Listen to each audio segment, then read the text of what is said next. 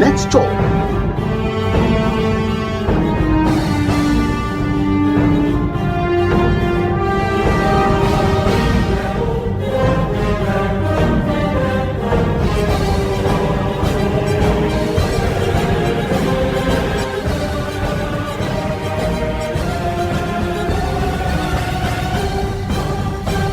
Let's talk. The program is Let's Talk. Our guest this week is architect Fausat Ibekunle, the Honorable Commissioner, Minister of Housing and Urban Development, Kaduna State. Our conversations will center on the mandate of the ministry, which includes enforcement of development control, the implementation of urban and country planning policies, as well as the urban renewal programs. Another critical mandate of the ministry includes promoting the expansion of the housing stock and maintenance of public buildings. Happy listening. I'm your host, Emmanuel Ado. Madam Commissioner, it is my pleasure to have you on Let's Talk. Thank you very much for having me. It's my pleasure too. And I would like to seize this opportunity to wish you and all our listeners a very happy New Year. I will seize the opportunity also to thank Kaduna people for the support, for the cooperation they have been giving us up till now, and to also crave their indulgence to continue to give us the full support and be patient with us because of all the various developmental projects that are ongoing across the state now. The saying goes like, it's no pain, no gain, but I assure them that very soon, very, very soon, they will start to see the gain. And I'm very sure in some areas they're already witnessing the... Katuru Road. Katuru Road is already open. Ali Akiru is already open. So the speed with which the contractors are moving to complete this project, even though the project is under the purview of a different ministry and MDA. But at least as a resident of Kaduna myself, I am pleased. Give me your assessment of the various urban renewal projects. There were doubts that these projects were not going to be delivered. In one word, is the urban renewal projects on solid course? It is on very, very solid course, and the results that you have started to witness speak for itself. And the programs have been carefully packaged. There was a lot of thoughts put into it. There are different kinds of segments in the program. It is not just the program. The urban renewal program is a multi-ministerial and multi-agency project. We have series of projects ranging from roads, water, hospitals, schools, housing, transportation, decongestion, urban and slum decongestion, and you name it. So we are all working as a team. Every relevant MDA is picking up his own bits and really forging ahead. And you can see that we have started to see the results. So it is very much on course. We'll talk about Zaria Kafanchan component of the urban renewal project. But for now, we'll talk about Kaduna. I want to quote the governor. Today we launch the most comprehensive urban renewal project in the history of Kaduna State. These investments will improve our competitiveness, support economic dynamism, and promote the well-being of our people. You are an architect. Can you kindly break down what the governor has said in a way that the average man will understand? Yes, I think that speech you're quoting at when the current urban renewal project flagged off, you're quoting that, what he said. Yes. And in one swoop, he's very right. In the history of Kaduna, it has never happened that 19 roads, either meant for expansion or fresh roads, will be commissioned at the same time. And the program also includes that we are going to go into the issue of social housing, which really falls directly within the purview of this ministry. And the fact that we have worked very closely with so many private investors in the area of housing that various works are going on at various levels, especially if you go to Millennium City. And at the level of the government also, the social housing project that we launched, we are hoping before the end of this year, we want to target having a minimum of 1,000 houses delivered. In fact, we hope we can even go over 1,000, but let me just be modest and say not less than 1,000 houses will be delivered this year. Already we have even awarded about 212 units of these houses. We are on site, my people are on site now trying to clear sites so that we hand over to the various contractors. And work has gone very far in the procurement process of another one at another location, which will comprise of another 200 units is almost concluded, and we'll be awarding those ones too very soon. So that is in the area of housing. The roads, I can't go too much into it because it's not within my purview, but they speak, even what is going on speaks for itself. Then the other areas like urban renewal. My people are in town. You know what we're trying to do in decongesting, some slums and all that. As inconveniencing as it may be for some people, we all know, any right-thinking resident of Kaduna knows that the time has come for us to start living like human beings. We need to live decently. Some of these areas where we're removing all these clutters all over the place, even people who live there, they come and they're like, okay, well, we know that, we were here, this, but well, we are happy. One can even move around now. Especially if you go to the market area. These are some of the reactions that I have been getting, from those kind of areas. And of course, relaxation spots were also like trying to come in to create the kind of enabling environment, even there to put government funds in some of these things to bring them up. Then we bring investors to partner with us to run them, so that on weekends or public holidays, Kaduna residents can have places where they can take their families to relax. We gave out Gamji Gate. That was done in the first administration. The investor there, Splash, has already opened certain aspects of what it's supposed to do to public. I see pictures, I see, sometimes when I visit, I see children playing there. That's the Gamji Park, so the Splash. And then we are also doing the Centenary Park here. Where you had Kaduna. Where we had the Kaduna countdown. And already talks are going on with we have invited an investor who has told us that, okay, he will bring all the facilities and run the place for us. This is the same management that runs the Abuja, I think Central Park. It's called Central Park, if you know Abuja very well. So the same management is going to come and bring in facilities. And we have another small park that we are tidying up now for children. That one is along Sambo Road. So, these are things that we're putting in place to at least make the city livable once more.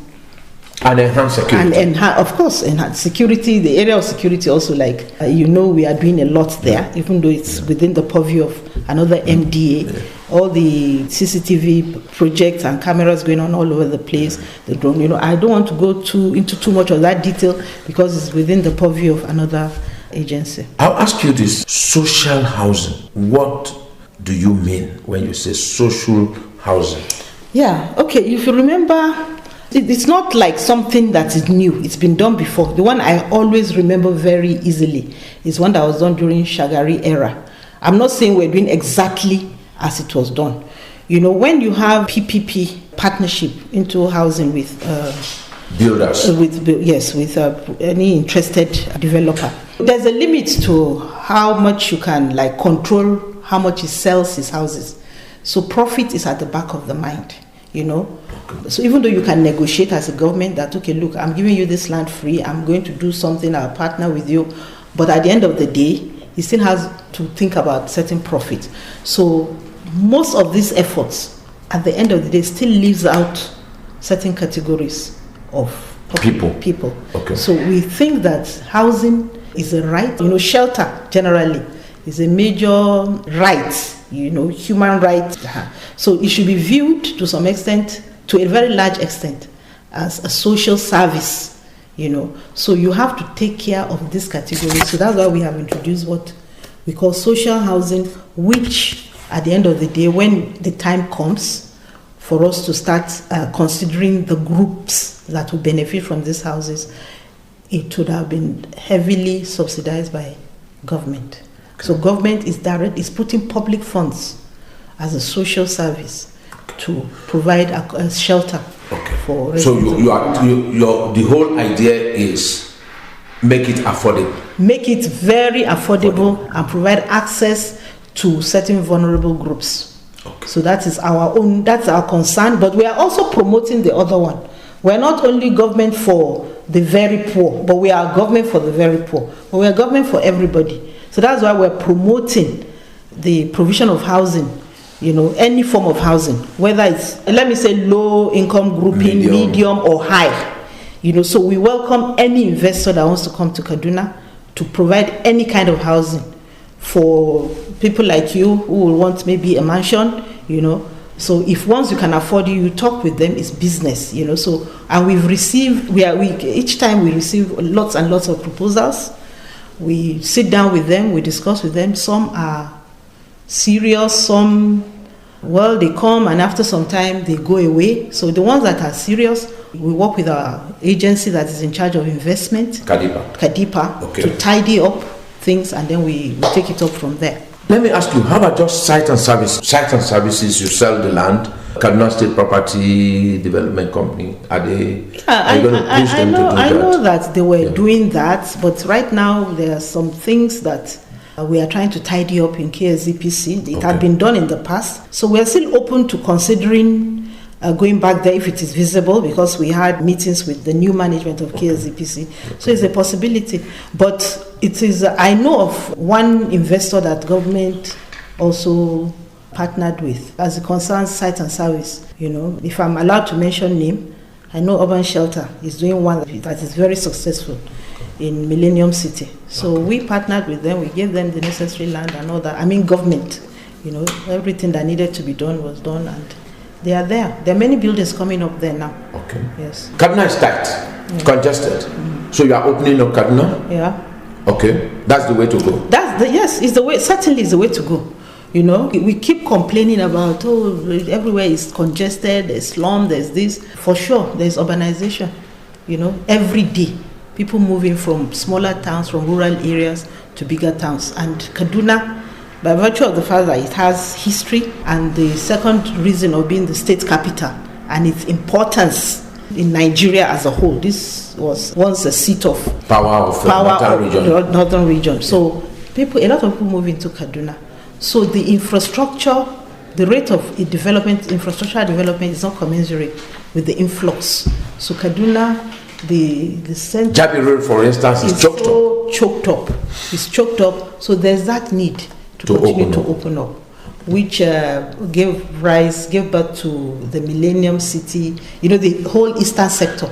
And I don't know if you're aware that there's even the western sector has been acquired, although we have not moved into planning of that area. Okay. But I know that Kajis and Kasubda and even the ministry, although the ministry is new, but it's been also part of the whole process of tidying up and concluding the provision of infrastructure for the eastern sector, so that at least you can give people alternatives to move away from the tight or congested areas into a more conducive environment. Now you talked about pace of growth and public infrastructure being poles apart. I won't ask you about previous administrations. Rather, I'm going to ask you, what policies is the Ministry of Housing and Urban Development putting in place to guide against this? First of all, as a state generally, I know that during the last outing, that's 2015 to 2019, many policies were put in place. And one document that I always like to refer to, because I think it's a very good effort by government, is the infrastructure master plan that was produced. A 30-year infrastructure master plan was produced. That document, I have gone through it over and over and over. So it has fairly, captured where we are as a state and where we should be in most of the sectors. So, and as Ministry of Housing and Urban Development, the bits that concern us there, what are we going to do to make sure that whatever efforts this government is doing in this second term is sustained? We are aware that we need to really have policies in place, and then try to even start seeing how these things will be like fully entrenched in the system, that it will be difficult to reverse. Okay. So the parts that concern the housing and urban development sector, we have started to work on policy documents that will ensure quality document with implementation framework, and then we will make sure also that we continue to follow the same, whatever it is that we're proposing. Our subsequent yearly budget will make sure that we don't deviate from whatever policies we put in place. This thing is still at committee level. I have not even presented the first draft to His Excellency. We are preparing now as a housing and urban development sector, the ministry and the 3 agencies that are under them. We got with a sense of some a consultant. We are developing the housing policy for the state, an all-encompassing housing policy, not just for workers alone, for every category. And we are preparing also an urban development policy for the state. And we are also preparing a public building and assets maintenance policy. Okay. So we believe if we have all these three policies in place, as it concerns our own sector, and we put a firm structure in place towards implementation, and we ourselves, we have the next 3 years or thereabouts to make sure that we deepen. Okay. And then we leave this document with the state. Hopefully, who comes next? We will continue. We will continue and entrench. So. Okay. Let me just chip in. Generally speaking, why do we fail to plan for the future? What I would say generally is that all we have been doing since we came, and then because of the level of decay, we have even spent a lot of time, in fact more time on planning. You understand? Because if we had a sustainable plan in place, when we came in, we'll just continue to build on it. Having said that, I don't even think that the planning should really be the issue. Most times it's the implementation. Sometimes you have some plans in place, because I know that many states, not only Kaduna, even before Malam Nasir El-Rufai came in, I'm sure there were some other plans that were already in place, because I know Kaduna had a master plan, like the Max-Law master plan that ought to have been reviewed in when? Was it 2017?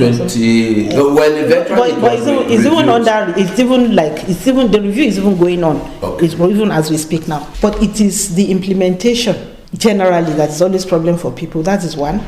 Then the second issue, sometimes it is even the resources to actualize. If you have a program in place and then you know that this is where you should be doing with timeline, and you don't have the resources to match it, it becomes a problem. Even that is where the sincerity of purpose for people who even know that, look, this is what they should be doing. But I will not shy away also from the other aspects that has really bedeviled our society generally. That is the indiscipline. When you know that this is what you're supposed to do and you don't do it. So that one too is there. So there should be serious discipline at the level of government at all levels. I'm not talking of Kaduna State alone or states alone. Generally, when you find yourself in government, whether at federal level, at local government, state or local government level, or even at the legislative level and all that, just do your own bit, and it makes work easier for future generations. Let me still ask you, still on the projections of Kaduna City by 2015, let me ask you, what would have been the implication if Nasir El-Rufai didn't embark on the urban renewal project that he is currently? What would have been the implication? Honestly, I don't even want to imagine it. I just thank God for the present governor of Kaduna State. I thank God for his visionary leadership, because seriously, I don't want to even imagine the chaos, because even the little we are trying to do now to correct things, it's a headache.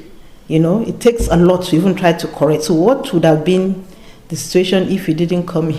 Let's say what would have been the situation if the plans or the efforts is putting in here, if we don't start doing what we're doing now, it would have been really very shameful, because Kaduna would have just become completely run down. You don't want to use the word. I'm just being careful on the word to use. Yes, because Kaduna has a history, and Kaduna now became like living in a very dark shadow of itself and of the vision that the founding fathers bequeathed. So it would have been a very shameful thing. But I hope even after all of this that we'll continue, we'll just continue with these positive strides, so that even subsequent government will continue to build on it, because it's not something that you can achieve within 2 terms. Yes. Even in 2 terms, under 2 terms. Yes. Okay. So, considering the forward-looking nature of the Malam Nasir El-Rufai administration, you've spoken about opening the town, Eastern Bypass, and all this. So, that's part of what you are doing. Yes. Okay. Though the outcry has died down, you've had to demolish shops on Wharf Road, Alikali Road, Rapa Road, and all these other places.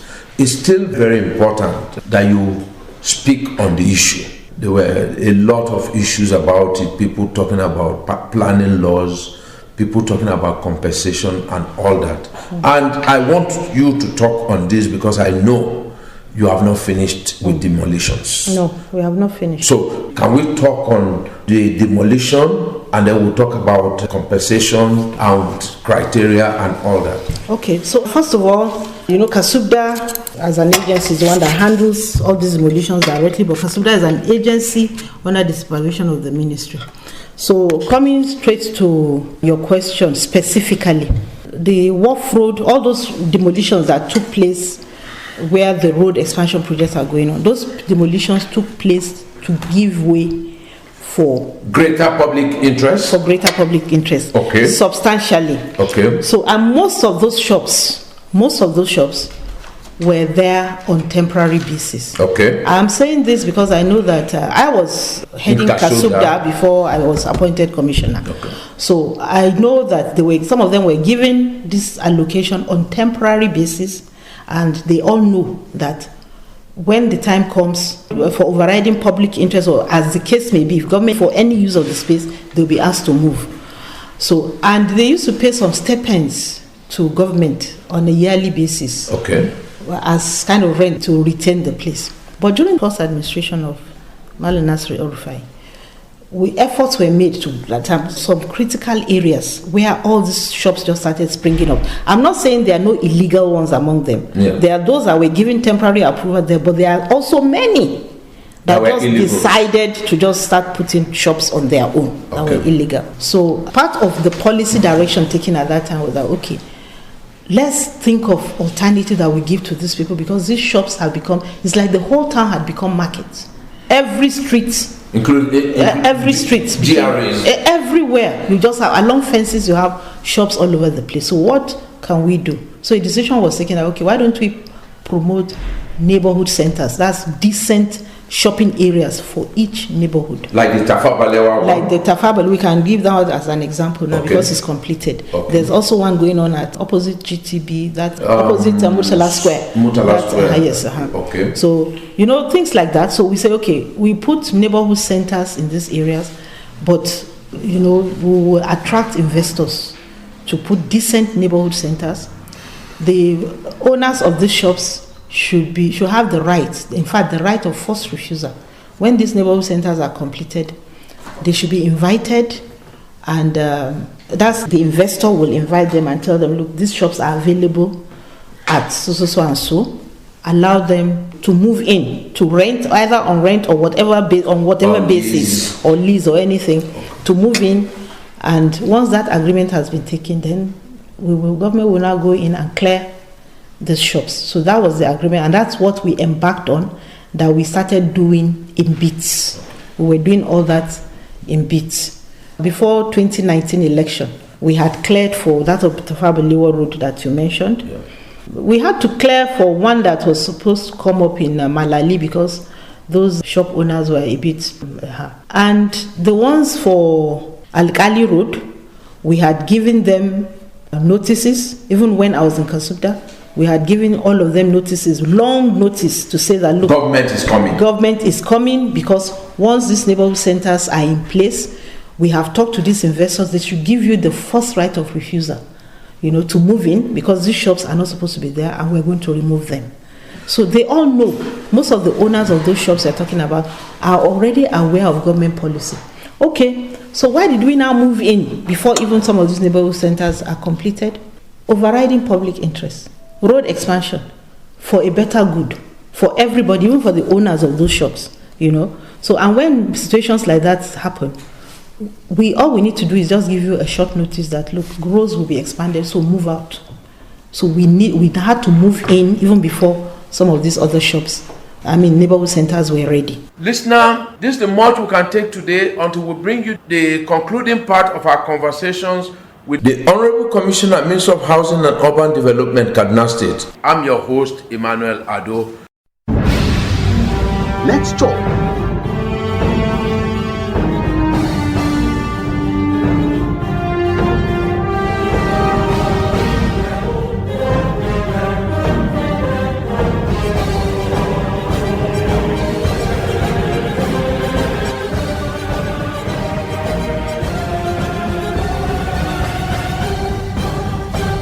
Let's talk.